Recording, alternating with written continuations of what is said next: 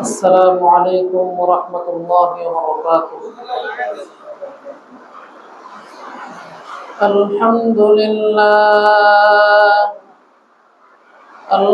لله نحمده ونستعينه ونستغفره ونؤمن به ونتوكل عليه ونعوذ بالله من شرور أنفسنا ومن سيئات أعمالنا. من يهده الله فلا مضل له ومن يضلله فلا هادي له. ونشهد أن لا إله إلا الله وحده لا شريك له.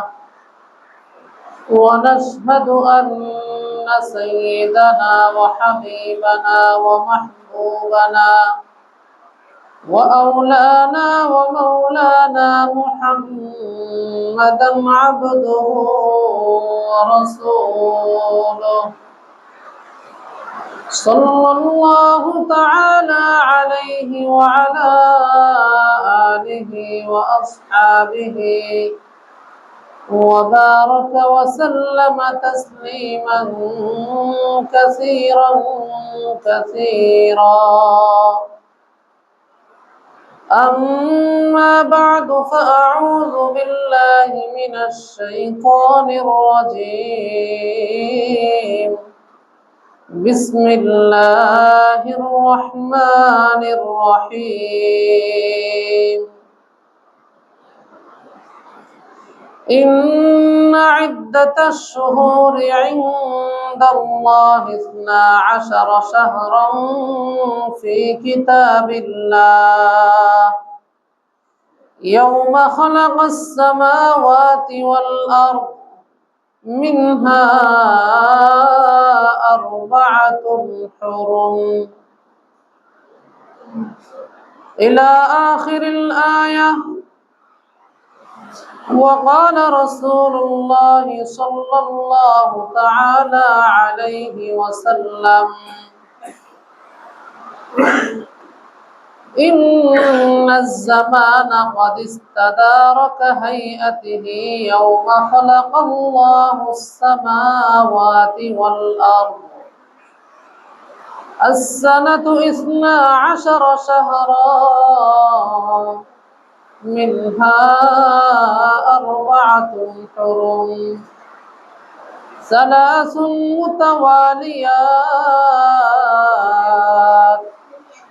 ذو القعدة وذو الحجة والمحرم ورجب مضر الذي بين جمادى وشعبان، أو كما قال عليه الصلاة والسلام. صدق الله العظيم وصدق رسوله النبي الكريم، ونحن على ذلك لمن الشاهدين والشاكرين، والحمد لله رب العالمين.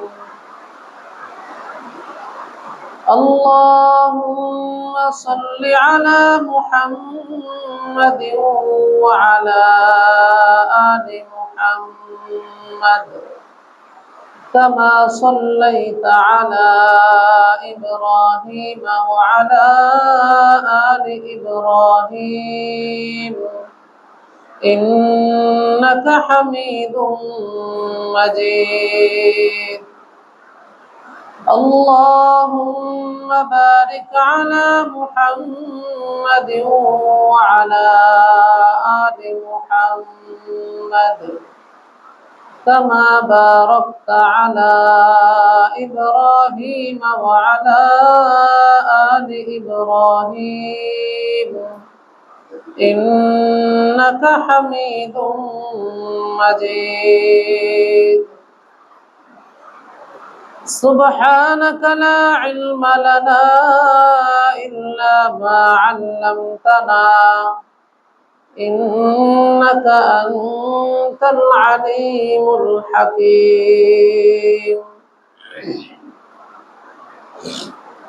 মহান আল্লাহ পাক রব্বুল আলামিনের দরবারে অসংখ্য অগণিত শুকরিয়া জ্ঞাপন করছি এজন্য যে আল্লাহ রব্বুল ইজ্জত আমাকে আপনাকে দয়া করে মায়া করে মহব্বত করে সুস্থ রেখে পবিত্র জুমার দিনে জুমার নামাজ আদায়ের লক্ষ্যে মহল্লার বিভিন্ন জায়গা থেকে কিছু সময় হাতে নিয়ে আগে আগে মসজিদে আসার তৌফিক দান করেছেন।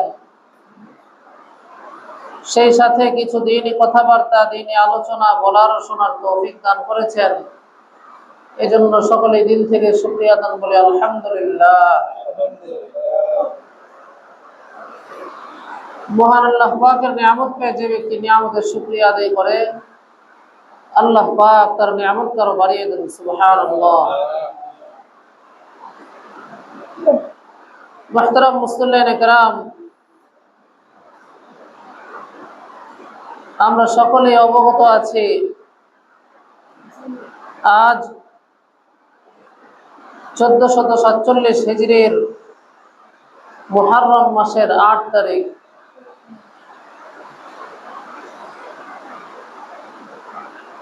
মুহররম মাস অত্যন্ত গুরুত্বপূর্ণ ফজিলতপূর্ণ একটি মাস। এই মাসের সম্মান ও মর্যাদা অন্যান্য মাসের তুলনায় অনেক অনেক বেশি। সুবহানাল্লাহ।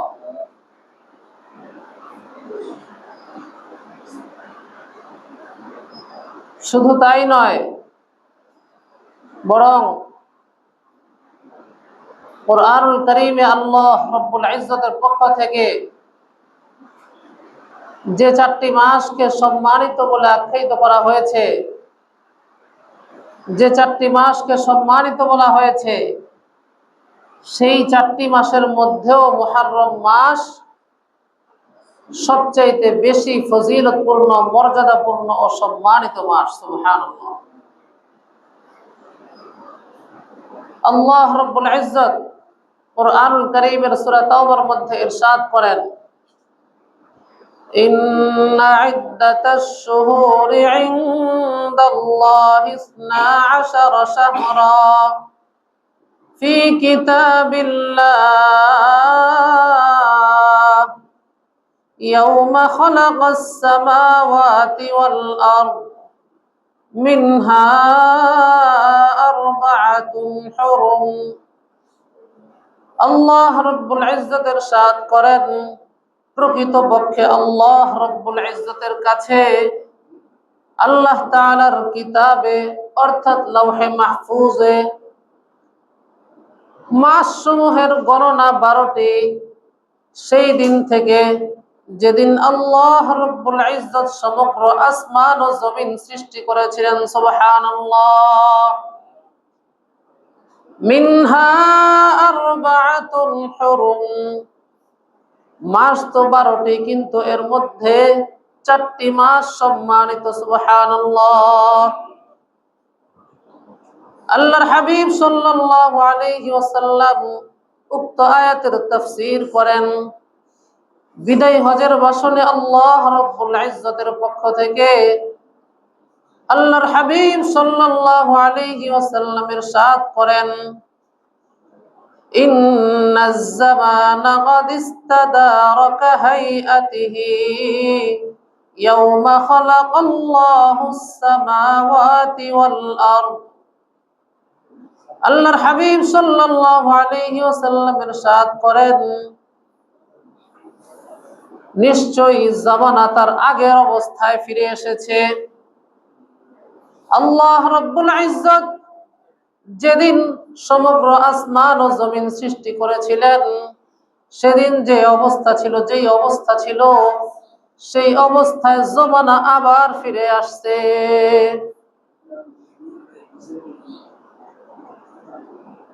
السنة 12 شهرا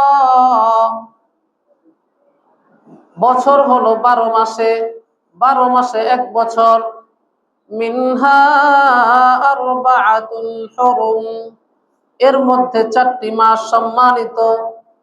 সালাসুন মুতাওয়ালিয়াত, 3টি মাস লাগাতার ধারাবাহিক। সেই 3টি মাস হলো, 1 নাম্বার হলো যুলকআদা, 2 নাম্বার হলো যুলহিজ্জা, 3 নাম্বার হলো মুহররম। 1 নাম্বার যুলকআদা মাস, 2 নাম্বার যুলহিজ্জা মাস, 3 নাম্বার হলো মুহররম মাস। চতুর্থ যে মাস সেটি হলো রজব মাস। ওয়া রজবু মুদর আল্লাযী বাইনা জুমাদা ওয়া শাবান, আল্লাযী বাইনা জুমাদা ওয়া শাবান। চতুর্থ মাস হলো রজব মাস, যা জুমাদুল আখিরাহ, যা জুমাদুল আখিরাহ এবং শাবানের মধ্যবর্তী মাস। যে 4টি মাস সম্মানিত, সেই 4টি মাস হলো এই 4টি মাস, অর্থাৎ যুলকআদা, যুলহিজ্জা, মুহররম আর রজব। এই 4টি মাস হলো সম্মানিত মাস। মুহতারাম হাজিরিন, আল্লাহর হাবিব সাল্লাল্লাহু আলাইহি ওয়াসাল্লাম এই হাদিসে পাকের মধ্যে আল্লাহ রাব্বুল ইজ্জত যে 4টি মাস সম্মানিত হওয়ার কথা বলেছেন, সেই 4টি মাস কোন কোন মাস, সেই বিষয়টি আমাদের সামনে তুলে ধরেছেন। সুবহানাল্লাহ।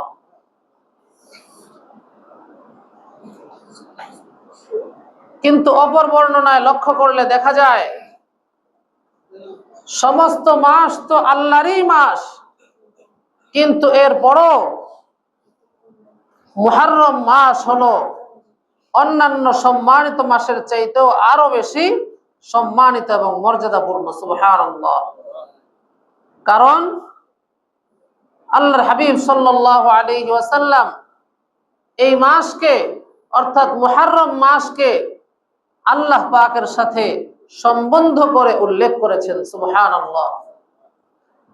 মুহররম মাসকে আল্লাহর রাসূল সাল্লাল্লাহু আলাইহি ওয়াসাল্লাম আল্লাহর মাস বলে আখ্যায়িত করেছেন।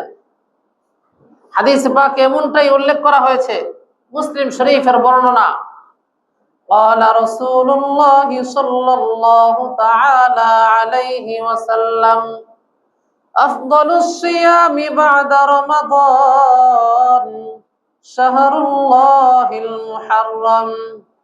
আল্লাহর রাসূল সাল্লাল্লাহু আলাইহি ওয়াসাল্লাম ইরশাদ করেন, রমজানের পর সর্বোত্তম রোজা হলো আল্লাহর মাস মুহররম মাসের রোজা। সুবহানাল্লাহ। মুহতারাম হাজিরিন, এই হাদিসের প্রতি একটু লক্ষ্য করুন। এই হাদিসে পাকের মধ্যে আল্লাহর রাসূল সাল্লাল্লাহু আলাইহি ওয়াসাল্লাম মুহররম মাসকে আল্লাহর মাস বলে উল্লেখ করেছেন। সুবহানাল্লাহ।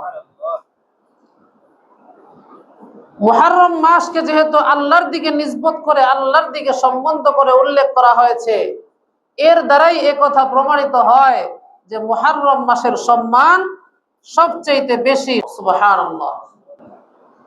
তাছাড়া বুজুর্গান দ্বীন, আকাবির উলামায়ে কেরামও মুহররম মাসকে সর্বোত্তম মাস, সবচেয়ে বেশি গুরুত্বপূর্ণ এবং মর্যাদাপূর্ণ মাস বলে উল্লেখ করেছেন।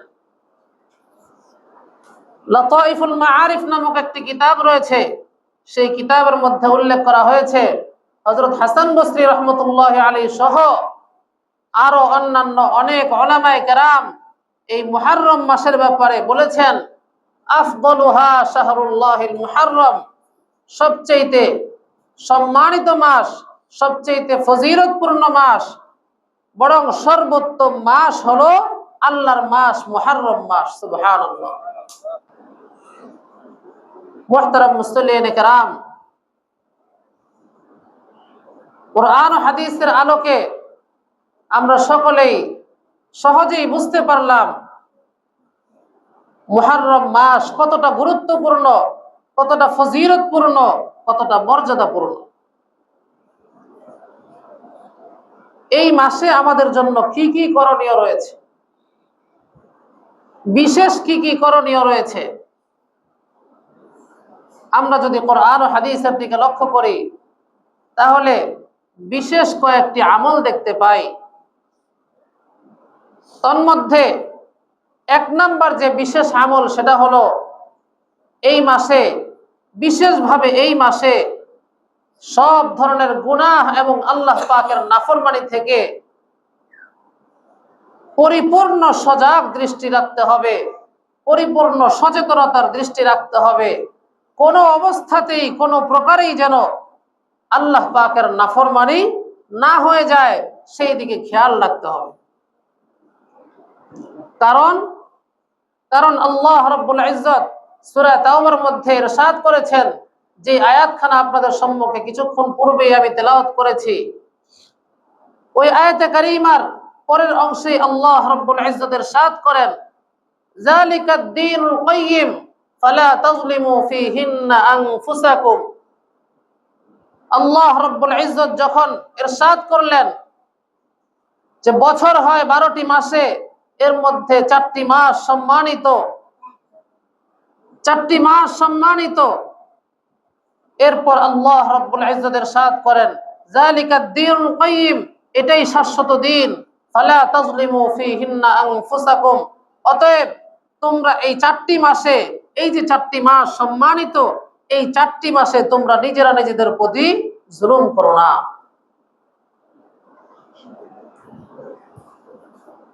আর বান্দার প্রতি, বান্দা নিজে নিজের প্রতি সবচেয়ে বড় জুলুম যেটা, সেটা হলো বান্দা আল্লাহ পাকের নাফরমানি করা, আল্লাহ পাকের হুকুমের আনুগত্য না করা। এটাই বান্দার জন্য তার উপর সবচেয়ে বড় জুলুম। বান্দা যখন আল্লাহ পাকের নাফরমানি করে তখন যেন সে তার নিজের উপর জাহান্নামকে ওয়াজিব বানায় ফেলে। নাউযুবিল্লাহি তাআলা মিন যালিক। কারণ বান্দা যখন আল্লাহ পাকের নাফরমানি করে তখন আল্লাহ পাক রাগান্বিত হয়ে যান, গোসা হয়ে যান, তখন তার জন্য জান্নাতে যাওয়া পসিবল থাকে না, বরং জাহান্নামে যাওয়াটাই স্বাভাবিক হয়ে যায়। এরপরও আল্লাহ পাক যদি মেহেরবানি করে, দয়া করে জান্নাত দিয়ে দেন, তাহলে সেটা তার জন্য, তার প্রতি আল্লাহ পাকের পক্ষ থেকে বিশেষ ইহসান এবং অনুগ্রহ ছাড়া আর কিছুই না। কথা বলেন ঠিক কিনা? তো এই মুহররম মাসের সবচেয়ে গুরুত্বপূর্ণ যে কাজ, বিশেষ যে আমল, সেটা হলো সব ধরনের গুনাহ থেকে বেঁচে থাকা।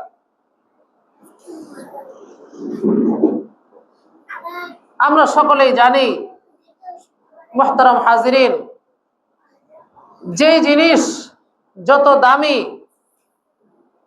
যে জিনিস যতটা সম্মানী, সেটার তদারকি করতে হয় ততটা বেশি। কথা ঠিক না ঠিক?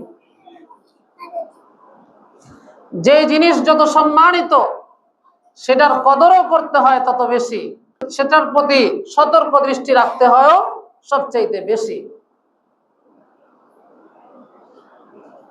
এজন্য এই মাসে খুব খেয়াল রাখবো কোনোভাবে যাতে আল্লাহ পাকের নাফরমানি কোনোভাবে আমাদের দ্বারা সংগঠিত না হয়ে যায়।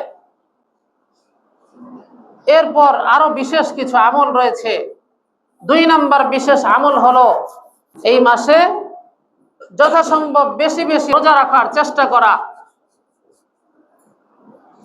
কারণ হাদিসে পাকে মুসলিম শরীফের বর্ণনায়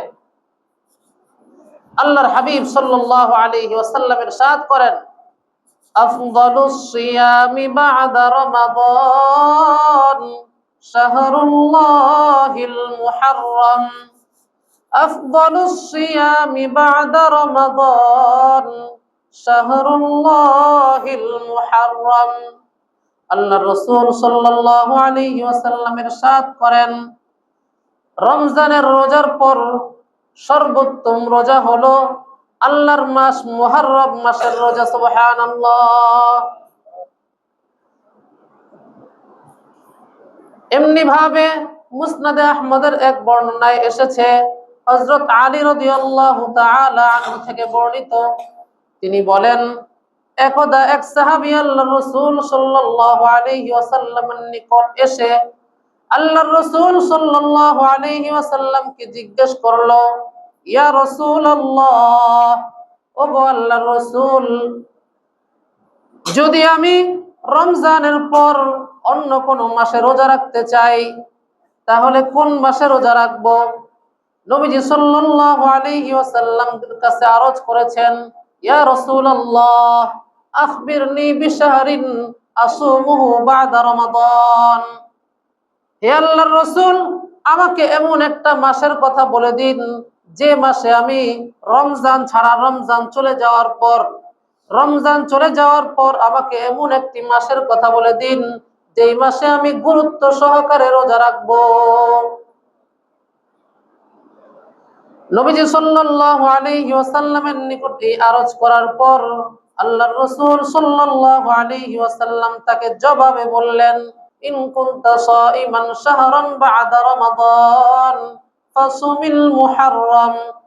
যদি তুমি রমজানের পর অন্য কোন মাসে গুরুত্ব সহকারে রোজা রাখতে চাও তাহলে মুহররম মাসে রোজা রেখো। সুবহানাল্লাহ। কারণ কি? কারণ নবীজি সাল্লাল্লাহু আলাইহি ওয়াসাল্লাম নিজেই বলতেছেন, ফাইন্নাহু শাহরুল্লাহ, কারণ মুহররম মাস তো আল্লাহ রাব্বুল ইজ্জতের মাস।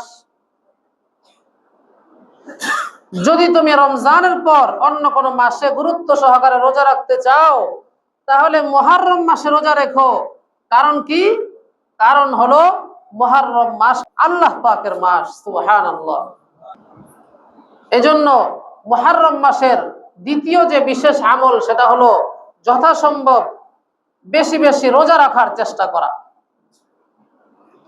3 নাম্বার আমল হলো এই মুহররম মাসে বেশি থেকে বেশি তওবা ইস্তিগফারের আমল করা। নিজের জিন্দেগীর সমস্ত গুনাহ খাতার জন্য আল্লাহ রাব্বুল ইজ্জতের দরবারে ক্ষমা চাওয়া, আল্লাহ পাকের নিকট মাফ চাওয়া, এটা এই মাসের একটা বিশেষ আমল। কারণ এই মাসে যদি আমরা তওবা ইস্তিগফারের ইহতিমাম করি, গুরুত্ব সহকারে তওবা ইস্তিগফার করি, আল্লাহ পাকের কাছে ক্ষমা চাই, মাফ চাই, তাহলে আল্লাহর হাবিব সাল্লাল্লাহু আলাইহি ওয়াসাল্লামের পক্ষ থেকে ওয়াদা আছে যে আশা করা যায় ইনশাআল্লাহ আমার আপনার তওবা, অর্থাৎ যারা তওবা করবে তাদের তওবা আল্লাহ রাব্বুল ইজ্জত ইনশাআল্লাহ কবুল করবেন। সুবহানাল্লাহ। আল্লাহর হাবিব সাল্লাল্লাহু আলাইহি ওয়াসাল্লাম ইরশাদ করেন, ওয়াফিহি ইয়াউমুন তাবা ফিহি আলা কওমিন ওয়া ইউতাবু ফিহি আলা আখারিন। মুহররম মাসে এমন একটি দিন রয়েছে যেই দিনে আল্লাহ রাব্বুল ইজ্জত অতীতকালে কোন এক কওমের তওবা কবুল করেছিলেন। শুধু তাই না, ওয়ায়ুতাবু ফীহি আলা আখারিন, এবং ভবিষ্যতেও আরো বহু কওমের তওবা কবুল করে থাকবেন। সুবহানাল্লাহ। যদি নবীজি শুধু এতটুকু বলতেন যে অতীতকালে কোন এক কওমের তওবা কবুল করেছিলেন, তাহলে মনের মধ্যে এই সন্দেহ দেখা দিতে পারত যে অতীতকালে না আল্লাহ পাক কবুল করছেন, কিন্তু ভবিষ্যতেও কবুল করবেন, এর কি গ্যারান্টি আছে? এরকম একটা প্রশ্ন অন্তরের মধ্যে আসতে পারতো নাকি পারতো না? এই ধরনের প্রশ্ন মনের মধ্যে আসতে পারত। আল্লাহ রাসূল সাল্লাল্লাহু আলাইহি ওয়াসাল্লাম সেই সম্ভাবনামূলক প্রশ্নটাকেও খতম করে দিয়েছেন, শেষ করে দিয়েছেন, দূর করে দিয়েছেন। নবী সুসংবাদ দিয়ে দিয়েছেন যে ভবিষ্যতেও আল্লাহ পাক ওই বিশেষ দিনে আরো অনেক মানুষের তওবা কবুল করে থাকবেন ইনশাআল্লাহ। যেহেতু আল্লাহর হাবিব সাল্লাল্লাহু আলাইহি ওয়াসাল্লাম সেই দিনটি কোনটি এটি নির্দিষ্টভাবে উল্লেখ করেননি, কাজেই এই পুরা মাসের যে কোনো দিনই সেই বিশেষ দিনটি হওয়ার সম্ভাবনা রয়েছে। কথা ঠিক না ঠিক? এটা হচ্ছে এই মাসের আরো একটি বিশেষ আমল। 3টি আমলের কথা বললাম। চতুর্থ বিশেষ আমল হলো আশুরার দিন রোজা রাখা। আশুরার রোজা রাখার অনেক ফজিলত রয়েছে। মুসলিম শরীফের বর্ণনায় এসেছে, قال رسول الله صلى الله تعالى عليه وسلم صيام يوم عاشوراء إني أحتسب على الله أن يكفر السنة التي قبله। আল্লাহর রাসূল সাল্লাল্লাহু আলাইহি ওয়াসাল্লাম ইরশাদ করেন, আমি আল্লাহ পাকের নিকট আশাবাদী যে আল্লাহ রাব্বুল ইজ্জত আশুরার রোজা রাখার দ্বারা রোজাদারের পূর্বের জিন্দেগীর 1 বছরের গুনাহ মাফ করে দিবেন। সুবহানাল্লাহ। পূর্বের 1 বছরের গুনাহ আল্লাহ রাব্বুল ইজ্জত ক্ষমা করে দিবেন এই আশুরার রোজা রাখার দ্বারা। সুবহানাল্লাহ। কতটা ফজিলতের বিষয়। আমার আপনার জন্য সুযোগ, গুনাহ মাফের এক বিশেষ সুযোগ। যদি এই আশুরার রোজা রাখি তাহলে ইনশাআল্লাহ আল্লাহ পাক আমাদের পিছনের 1 বছরের গুনাহ ক্ষমা করে দিবেন। সুবহানাল্লাহ। তাহলে আশুরার রোজা রাখবো তো ইনশাআল্লাহ। আশুরার রোজা সম্পর্কে আরো কথা আছে। আমি ধারাবাহিকভাবে এই মাসের বিশেষ যে কয়েকটি আমল, সেই আমলগুলোর কথা ধারাবাহিকভাবে উল্লেখ করে এরপর আশুরা সম্পর্কে আরো বিস্তারিত আলোচনা করব ইনশাআল্লাহ। এই আশুরার রোজা সম্পর্কে আরো একটি বর্ণনা আসছে সুনানে নাসাই শরীফের মধ্যে। আম্মা জান হযরত হাফসা রাদিয়াল্লাহু তাআলা আনহা বলেন, আরবাউন লাম ইয়াকুন ইয়াদউহুন্না an-নাবিয়্য সাল্লাল্লাহু আলাইহি ওয়াসাল্লাম, আরবাউন লাম ইয়াকুন ইয়াদউহুন্না an-নাবিয়্য সাল্লাল্লাহু আলাইহি ওয়াসাল্লাম, সিয়ামু আশুরা ওয়াল আশর ওয়া সালাসাতু আইয়ামিন মিন কুল্লি শাহর ওয়া রাকআতানি ক্বাবলাল ফাজর। 4টি আমল এমন রয়েছে যে 4টি আমল আল্লাহর হাবিব সাল্লাল্লাহু আলাইহি ওয়াসাল্লাম কখনো ছাড়তেন না, পরিত্যাগ করতেন না। 1 নাম্বার আমল হলো সিয়ামু আশুরা, আশুরার রোজা। 2 নাম্বার আমল হলো ওয়াল আশরি, জিলহজ মাসের প্রথম 9 দিনের রোজা। 3 নাম্বার আমল হলো প্রত্যেক চন্দ্র মাসের 3 দিনের রোজা। 4 নাম্বার আমল হলো ফজর নামাজের পূর্বের 2 রাকাত সুন্নত নামাজ। নাসাই শরীফের এই বর্ণনায় আসছে 4টি আমলের কথা। 1 নাম্বার আমলের কথা বললাম আশুরার রোজা। 2 নাম্বার আমলের কথা বললাম জিলহজ মাসের প্রথম 9 দিনের রোজা। 3 নাম্বার আমল হলো প্রত্যেক চন্দ্র মাসের 3 দিনের রোজা। 4 নাম্বার আমল হলো ফজরের নামাজের পূর্বের 2 রাকাত সুন্নত নামাজ। এই 4টি আমল আল্লাহ রাসূল সাল্লাল্লাহু আলাইহি ওয়াসাল্লাম খুব গুরুত্ব সহকারে আদায় করতেন, কখনো ছাড়তেন না। এই হাদিস দ্বারা এই কথা প্রমাণিত হলো আল্লাহ রাসূল সাল্লাল্লাহু আলাইহি ওয়াসাল্লাম কতটা গুরুত্ব সহকারে আশুরার রোজা রাখতেন। এই হাদিস দ্বারা আশুরার রোজার গুরুত্ব প্রমাণিত হলো। জিলহজ মাসের বিশেষ যে আরেকটি আমল, জিলহজ মাসের বিশেষ 5ম আমল হলো আশুরার দিন নিজ পরিবারের জন্য উত্তম ও ভালো খাবারের ব্যবস্থা করা। সারাদিন রোজা রাখবেন, এরপর রোজা রাখার পর নিজের জন্য এবং নিজের পরিবারের জন্য উত্তম এবং ভালো খাবারের ব্যবস্থা করবেন। তাহলে কি হবে? আল্লাহ রাসূল সাল্লাল্লাহু আলাইহি ওয়াসাল্লামের ভাষায় লাভ কি হবে সেটা আমরা শুনি। বাইহাকী শরীফের বর্ণনা, قال رسول الله صلى الله تعالى عليه وسلم من وسع على أهله يوم عاشوراء وسع الله على أهله طول سنته। আল্লাহর রাসূল সাল্লাল্লাহু আলাইহি ওয়াসাল্লাম ইরশাদ করেন, যে ব্যক্তি আশুরার দিন নিজ পরিবারের জন্য উত্তম ও ভালো খাবারের ব্যবস্থা করবে, আল্লাহ রাব্বুল ইজ্জত তার পরিবারের জন্য সারা বছর ভালো খাবারের ব্যবস্থা করে দিবেন। সুবহানাল্লাহ। তাহলে এই মাসের আমরা বিশেষ 5টি আমল পেলাম। 1 নম্বর আমল হলো, অন্যান্য মাসে সারা বছর তো আছেই, বিশেষভাবে এই মাসে যাতে করে কোনো ধরনের আল্লাহ পাকের গুনাহ ও নাফরমানি না হয়ে যায় সেই দিকে খুব খেয়াল রাখতে হবে। 1 নম্বর আমল। 2 নম্বর আমল হলো, এই মাসে বেশি থেকে বেশি রোজা রাখার চেষ্টা করতে হবে।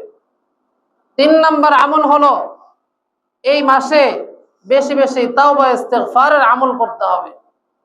4 নম্বর আমল হলো, বিশেষভাবে আশুরার রোজা রাখতে হবে। 5 নম্বর আমল হলো, আশুরার দিন নিজের জন্য এবং নিজের পরিবারের জন্য যথাসাধ্য উত্তম ও ভালো খাবারের ব্যবস্থা করতে হবে। ঠিক আছে ইনশাআল্লাহ। এখন এই আশুরার রোজা কোত্থেকে আসলো, এর ইতিহাস কি? মুসলিম শরীফের বর্ণনায় আসছে, আল্লাহ রসুল সাল্লাল্লাহু আলাইহি ওয়াসাল্লাম যখন মক্কা থেকে হিজরত করে মদিনায় আগমন করলেন, মদিনায় এসে ইহুদিদেরকে দেখতে পেলেন যে তারা আশুরার দিন রোজা রাখে। তাদেরকে আশুরার দিন রোজারত অবস্থায় দেখতে পেয়ে আল্লাহ রসুল সাল্লাল্লাহু আলাইহি ওয়াসাল্লাম জিজ্ঞেস করলেন, তোমরা যে এই দিনে রোজা রাখো এর কারণ কি? তখন ইহুদিরা জবাব দিল, এটা তো এক মহান দিন, যেই দিনে আল্লাহ রাব্বুল ইজ্জত হযরত মুসা আলাইহিস সালাতু ওয়াস সালাম ও তার কওমকে মুক্তি দিয়েছিলেন আর ফিরআউন ও তার কওমকে ডুবিয়ে মেরে ফেলেছিলেন। এরপর হযরত মুসা আলাইহিস সালাতু ওয়াস সালাম আল্লাহ পাকের শুকরিয়া আদায় স্বরূপ রোজা রেখেছিলেন।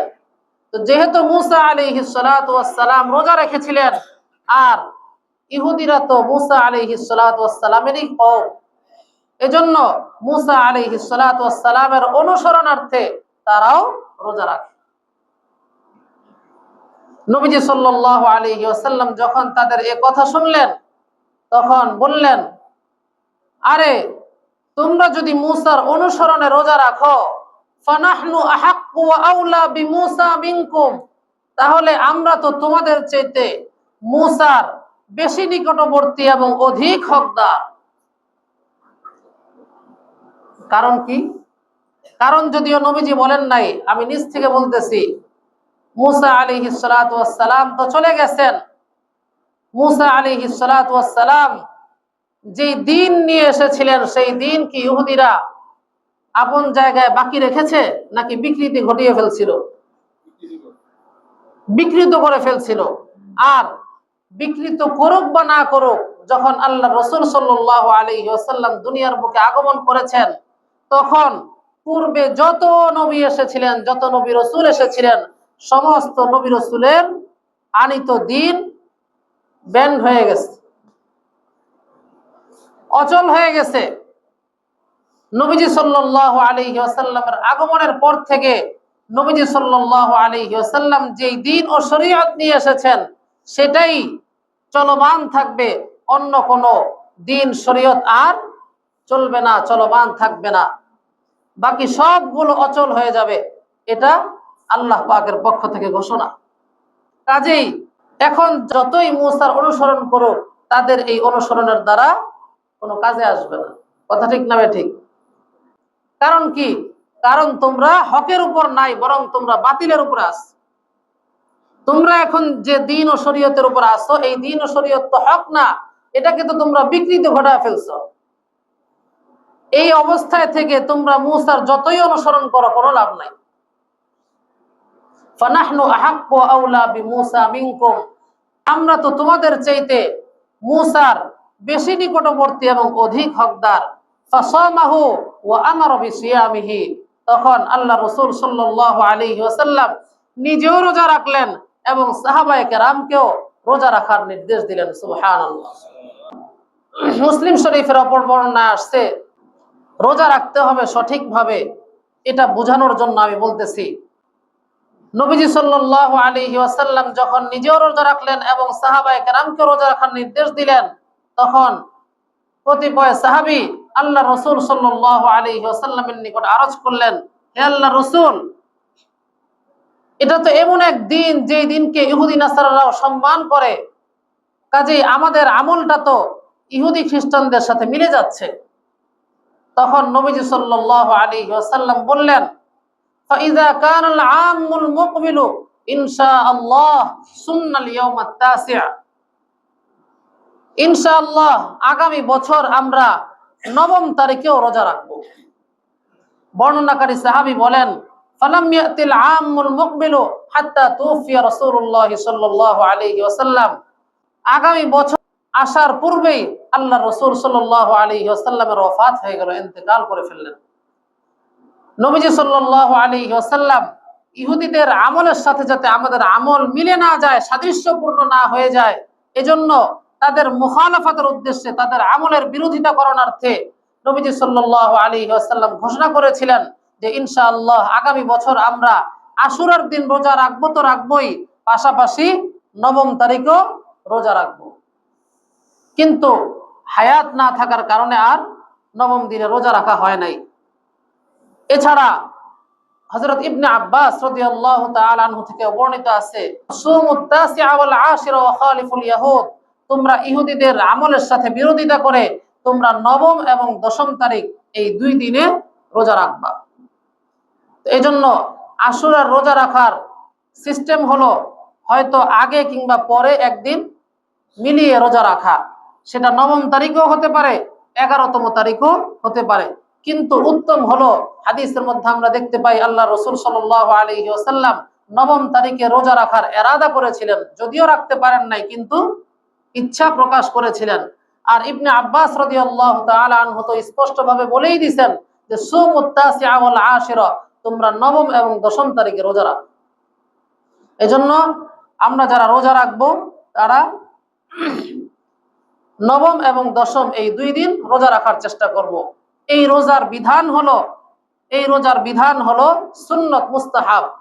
আম্মা জান হযরত আয়েশা সিদ্দিকা রাদিয়াল্লাহু তাআলা আনহার যে বর্ণনা পড়ছিলাম, সেই বর্ণনার শেষে এই কথা উল্লেখ করা হয়েছে যে আল্লাহ রাসূল সাল্লাল্লাহু আলাইহি ওয়াসাল্লাম নিজেও রোজা রাখলেন, সাহাবায়ে কেরামকেও রোজা রাখার নির্দেশ দিলেন। এরপর ফালাম্মা ফুরিদা শাহরু রমাদান, আগে তো নির্দেশ দিতেন সাহাবায়ে কেরামকে, এরপর যখন রমজানের রোজা ফরজ করা হলো তখন নবীজি সাল্লাল্লাহু আলাইহি ওয়াসাল্লাম বললেন, ফামান শাআ সামাহু ওয়া মান শাআ তারাকাহু, যার ইচ্ছা সে রোজা রাখবে, আর যে রোজা না রাখতে চায় নাও রাখতে পারে, কোনো অসুবিধা নেই। রোজা রাখাটা সুন্নত মুস্তাহাব, অনেক ফজিলতের বিষয়।